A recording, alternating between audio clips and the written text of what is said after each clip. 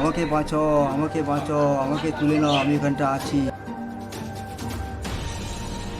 এবার পানিহাটিতে শুক্রবারের মধ্যরাতে ঘটে গেল ভয়াবহ দুর্ঘটনা।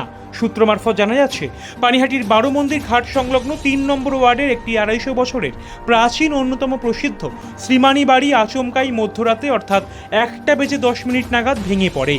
এই ঘটনায় মৃত্যু হয় শ্রীমানী বাড়ির অন্যতম প্রবীণ সদস্য বছর ৬০-এর দেবকুমার শ্রীমানীর।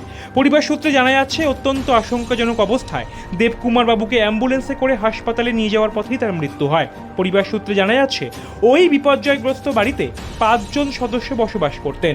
যখন বাড়িটি ভেঙে পড়ে তখন দেবকুমার বাবু ওই ঘরে একাই ছিলেন।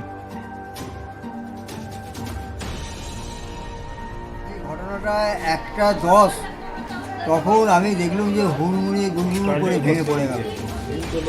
তখন আমরা দরজা জানলা খুলে লোকজনকে সব ডেকে ঢুকে এসে ওটাকে বার করার চেষ্টা করছি।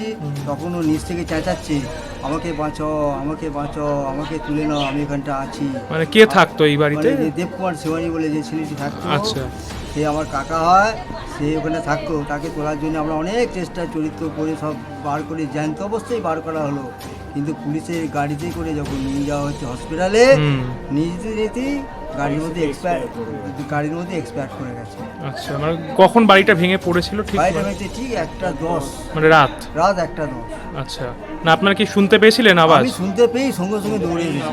আচ্ছা, মানে কত বছরের পুরনো বাড়ি ছিল? এটা পয়েন্টে ২৫০ বছরের বাড়ি। ২৫০ বছর। কোনো সংস্কার হয়েছিল কি বাড়ির? এই বাড়ির সংস্কার হয়েছিল, পরিষ্কার পরিচ্ছন্ন সবই থাকতো, কিন্তু সাডেনলি কেস এরকম হয়ে গেছে। যিনি মারা গেছেন তার বয়স কত হবে? ৬০ বছর। কি নাম ছিল যদি একটু? দেবকুমার শিবানী। দেবকুমার শ্রীমানী।